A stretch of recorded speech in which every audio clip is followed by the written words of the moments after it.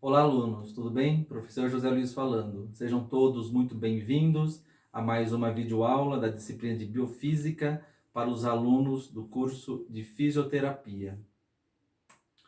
Lembrem-se de complementar esta videoaula com material no formato em PDF que eu disponibilizei para vocês lá no portal do aluno.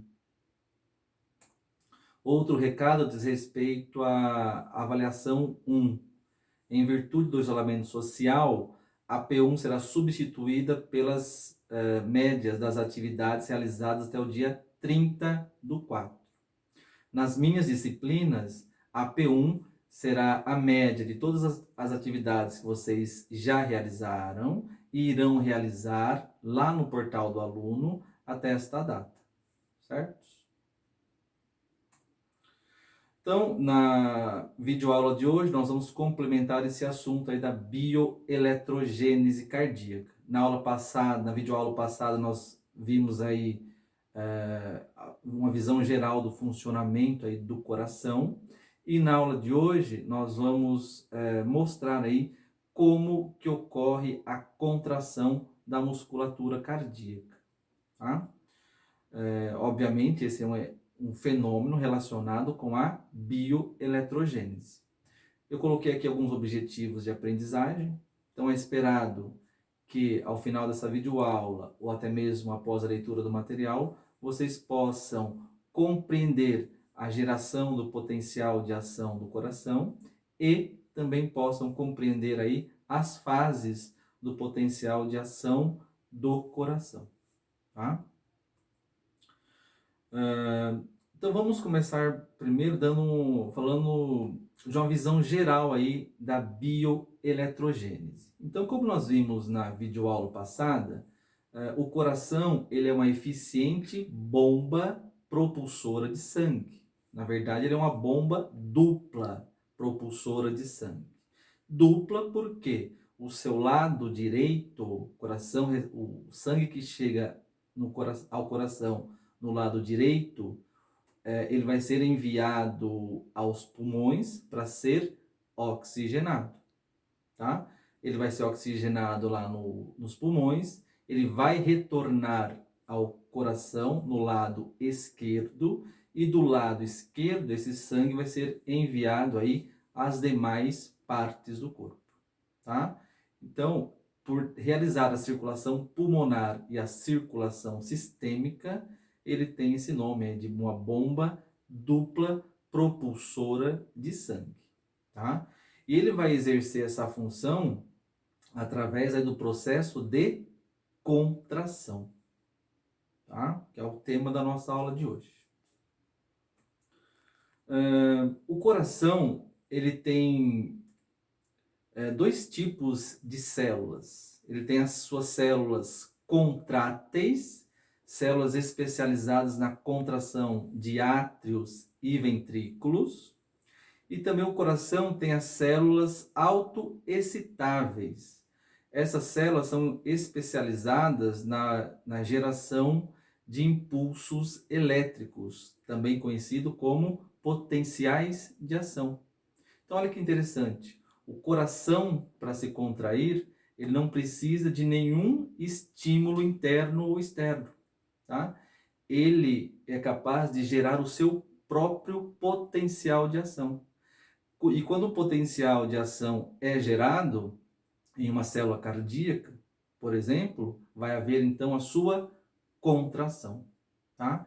Então o coração se contrai de maneira autônoma, de maneira independente, graças aí a essas células autoexcitáveis capazes aí de gerar o potencial de ação. Para que a fibra muscular cardíaca se contraia, obviamente é necessário que ocorra aí a sua despolarização, tá?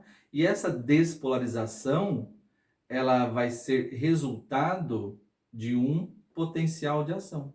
Então, sempre que um potencial de ação é gerado numa fibra muscular cardíaca, vai haver, consequentemente, a sua contração, tá? O batimento cardíaco vai ter início no nódo sinoatrial. com um potencial de ação que vai ser gerado de maneira espontânea. Tá? Aqui nós temos uma animação, né, do nodo sinoatrial. O nodo sinoatrial ele se localiza aí no átrio direito do coração. Ele gera esse potencial de ação. Esse potencial de ação se dissemina por todas as partes do coração. Primeiro ele vai ser direcionado, vai ser enviado aos átrios, havendo, obviamente, a contração atrial. Depois, esse mesmo potencial de ação vai ser enviado aos ventrículos, promovendo a despolarização dessas células ventriculares e, consequentemente, ocorrendo a contração dos ventrículos. Tá? Então, primeiro ocorre a contração de átrios e, em seguida, a contração dos ventrículos. O que mais, gente? Falamos. E olha que interessante, o nodo sinoatrial, ele dispara espontaneamente em torno de 80 potenciais de ação por minuto, sendo que cada um desses potenciais de ação vai ser responsável por um batimento cardíaco. E toda essa atividade elétrica do coração, ela pode ser monitorada através de um equipamento chamado eletrocardiograma. Muito bem, agora nós vamos ver aí como que ocorre esse fenômeno da bioeletrogênese cardíaca. Por que essas células autoexcitáveis são capazes de gerar o seu próprio potencial de ação? Tá? Antes disso, né, vamos só retomar um pouco aí, do conceito de potencial de membrana de repouso. Então, a maioria das células do corpo, principalmente as células excitáveis, elas devem estar polarizadas. O que significa isso? O seu lado interno deve estar carregado negativamente e o seu lado externo deve estar carregado positivamente, tá? Quando isso ocorre, nós temos então a geração, a formação do potencial de membrana de repouso, tá? Quando esse potencial de membrana de repouso é invertido, ou seja, quando o lado interno da membrana fica carregado positivamente, nós temos a formação então de um potencial de ação. Qual que é a importância do potencial de ação? Para as células nervosas, para os neurônios, o potencial de ação vai ser responsável pela condução, pelo fluxo de impulsos nervosos. Tá? O potencial de ação, quando gerado por células musculares, esse potencial de ação vai ser responsável pela contração destas células. Certo? Então, o potencial de ação nada mais é do que uma inversão momentânea do potencial de membrana de repouso. E como é gerado o potencial de ação lá nas células do nodo sinoatrial? Então, vamos responder essa pergunta, né? Aqui nós temos um gráfico que mostra aí, né, as fases do potencial de ação das células do nodo sinoatrial. É um gráfico bem parecido aí com o gráfico do potencial de ação dos neurônios. E, então, só respondendo a nossa pergunta, né, como é gerado o potencial de ação nas células do nodo sinoatrial? Isso ocorre pois as células do nodo sinoatrial apresentam um potencial de repouso de membrana altamente instável, tá? Ou seja, elas se despolarizam com grande facilidade. E ao se despolarizarem, é gerado então um potencial de ação, tá? Aí vocês podem se perguntar, mas o que causa aí a despolarização dessas células? É a presença de um íon que acaba entrando nessas células cardíacas. Esse íon é o sódio, tá? Então, as células do nódo sinoatrial, elas são bastante permeáveis ao sódio. Obviamente, né, o sódio tem carga positiva, quanto mais sódio entra nessa célula, mais fácil ela se despolariza. E ao se despolarizar, é gerado então um potencial de ação. Certo?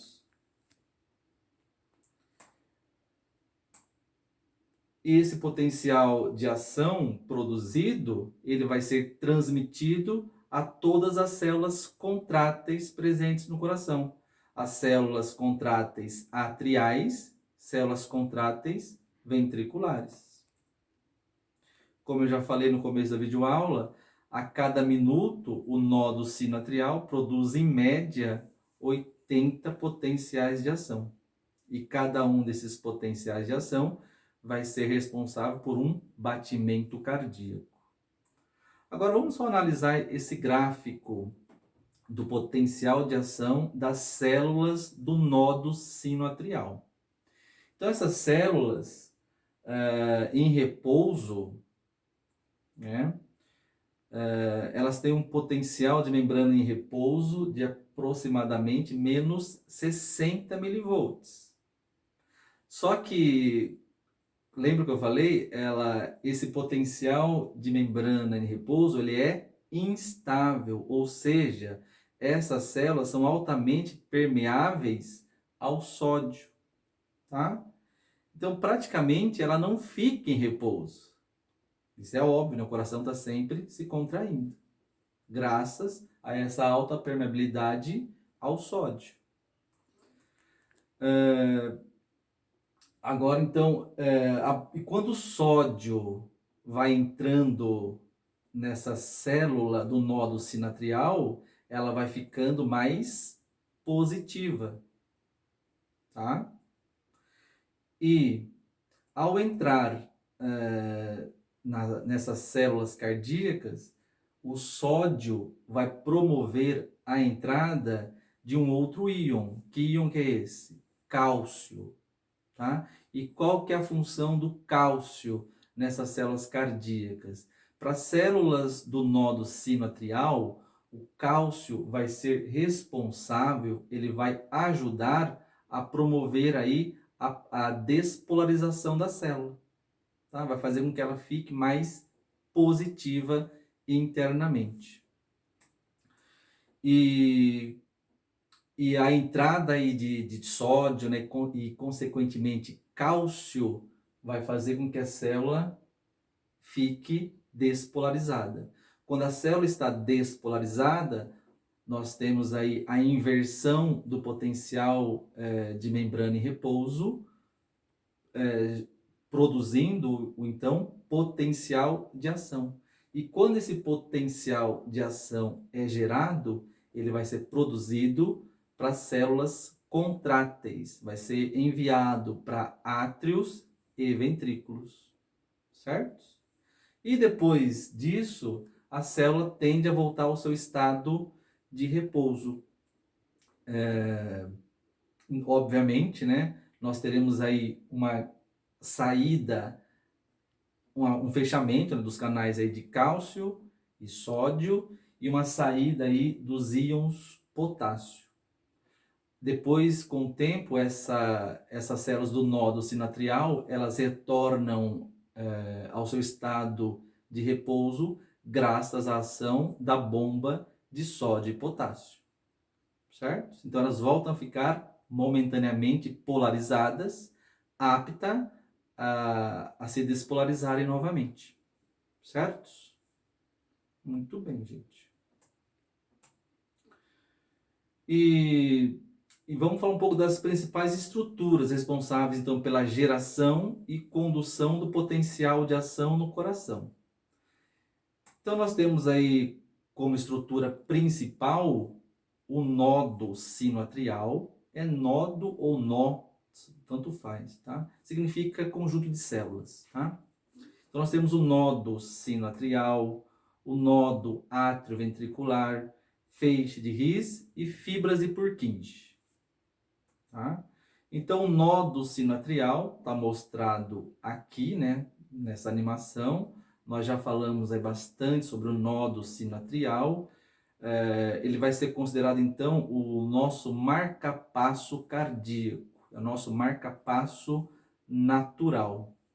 Ou seja, é a partir dessa estrutura que os potenciais de ação são gerados e propagados aí para átrios e depois para os ventrículos. E o nó do sino atrial, ele fica então aqui no átrio direito. E, primeiramente, como já falei, né, como no início da videoaula, as primeiras estruturas a se contraírem serão os átrios e depois os ventrículos. Então, o sinal vai ser gerado aqui no nódo sinoatrial, tá? Depois, esse sinal vai ser enviado até o nódo atrioventricular. O nódo atrioventricular, ele fica no assoalho do átrio direito. Ele vai receber esse impulso lá do nódo sinoatrial. Ele vai segurar por alguns milésimos de segundo esse potencial de ação.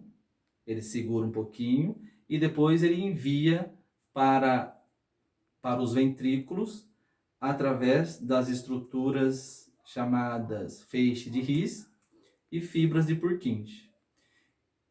Então vai haver a contração aí dos ventrículos, porque esse potencial de ação vai ser enviado até essas estruturas através do feixe de His e fibras de Purkinje, tá? E quando atinge os ventrículos, vai haver a contração destas estruturas.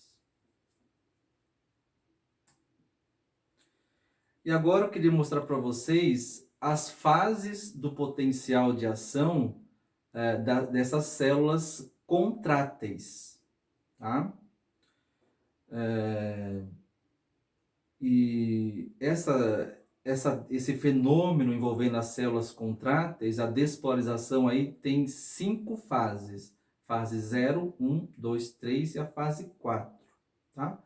Então esse é o perfil da despolarização de uma célula cardíaca contrátil, presente nos átrios e ventrículos. Então, um perfil de gráfico totalmente diferente ao potencial de ação dos neurônios e até mesmo o potencial de ação das células do nódo sinoatrial. Tá? Então, a curva, o gráfico, na sua parte superior, ele vai ser achatado. Então, vamos falar sobre essas fases. E essas fases, né, elas estão relacionadas aí com a presença de íons, principalmente sódio, potássio. E a única diferença é que nessas células cardíacas nós teremos a participação aí primordial, ativa aí do cálcio. Então vamos aí à fase 0, tá? Então essas células contráteis, elas apresentam aí um potencial de membrana de repouso mais estável que as células do nódo sinoatrial. Essas células cardíacas contráteis, elas só se despolarizam de fato se receber um estímulo, né? E quem vai dar um estímulo para essas células se contraírem? Isso mesmo. O potencial de ação vindo do nódo sinoatrial. Então, aquele potencial de ação gerado no nódo sinoatrial vai desencadear esse potencial de ação das células contráteis do coração. Tá? Então, vamos lá, gente. Então, tem a fase 0, 1, 2, 3 e a fase 4. Então, vamos lá na fase 0. Na fase 0, ela vai ser caracterizada aí pela despolarização das células cardíacas contráteis. Ela estava no repouso, ela tem um valor aí próximo a menos 90 milivolts. Ela recebe aquele impulso, aquele potencial de ação vindo do nódo sinatrial, e esse potencial de ação é um estímulo, e quando essa célula é estimulada, ela fica despolarizada, tá? E então ela sai, a despolarização então vai fazer com que ela saia de um estado aí de menos 90 milivolts e passa momentaneamente para um potencial de membrana próximo a 20 milivolts. O que mais? E então ela recebeu o estímulo, recebeu o potencial de ação, e ela ficou despolarizada. Quando essas células sofrem a despolarização, obviamente vai ser gerada uma consequência. E qual que é a consequência disso? Vai haver uma contração. Contração de átrios e ventrículos, tá? Quando ela então sofre a despolarização, ela sai do seu estado negativo para o positivo, vai haver então, nesse exemplo de célula, uma contração, ou de átrios ou ventrículos, tá? Então, nesse evento 1, ele vai ser marcado pela entrada nessas células de um íon. Qual é esse íon? Que tem carga positiva e entra na célula e provoca a sua despolarização? É o sódio, tá? Muito bem. Então, na fase 0, os canais de sódio foram abertos, tá? Ela se despolarizou e chegamos aqui na fase 1. Na fase 1, aqueles canais de sódio que foram abertos, eles serão agora fechados. Tá? Então, nós estamos nessa fase. Os canais de sódio são fechados e nós temos a abertura dos canais de potássio. Então, reparem que ela começa a ficar novamente mais negativa. Só que ela entra aqui num estado de estabilidade. Ela vai entrar na próxima fase aqui, que é chamada de fase de platô. E o que vai acontecer nessa fase de platô? Então, na fase 1, nós temos o fechamento dos canais de sódio, abertura de potássio. Então, o potássio está saindo da célula para ela voltar a ficar negativa. Só que essa saída de potássio, ela vai ser contrabalanceada, vai ser equilibrada pela entrada de um outro íon. Esse íon é o cálcio.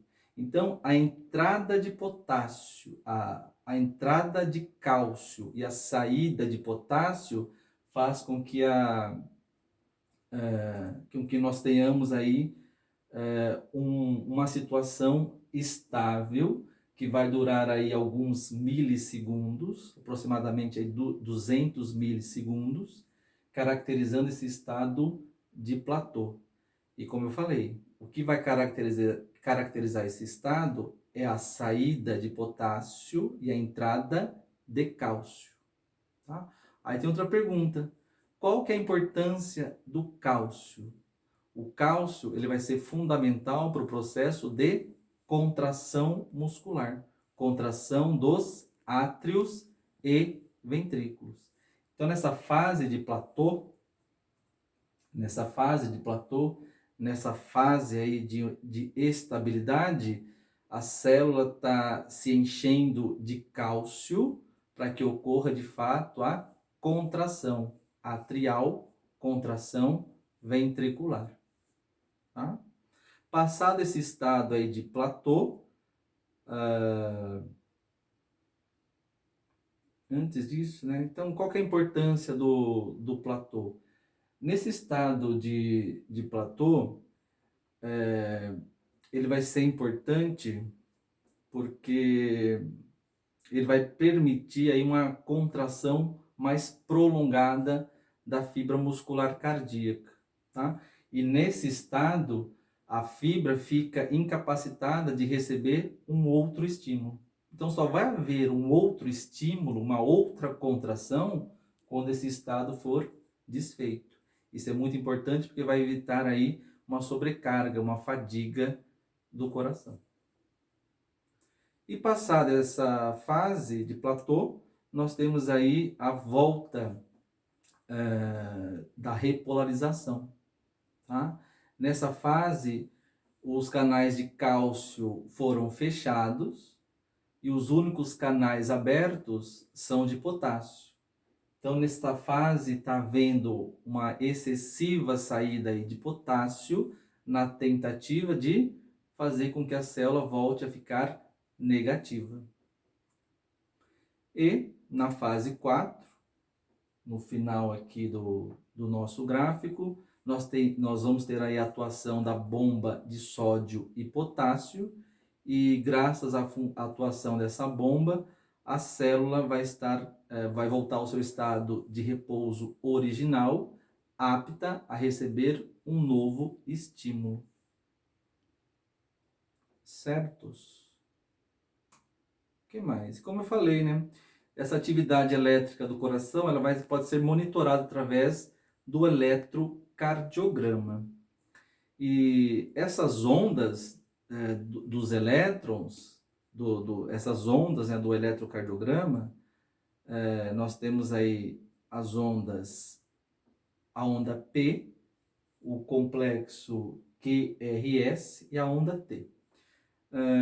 A onda P diz respeito aí à despolarização dos átrios. Quando as células atriais se despolarizam, ocorre a contração dos átrios. Então, onda P, contração atrial. O complexo QRS diz respeito aí à despolarização dos ventrículos, ou seja, contração ventricular. É uma onda maior porque, obviamente, os ventrículos, principalmente o ventrículo esquerdo, deve se contrair com maior força, obviamente, para levar sangue aí para as demais partes do corpo. Tá? E a onda T diz respeito aí à repolarização aí dos ventrículos. Tá? E através do eletrocardiograma, então nós temos aí um eletrocardiograma normal, né? E as várias vertentes, né? Taquicardia,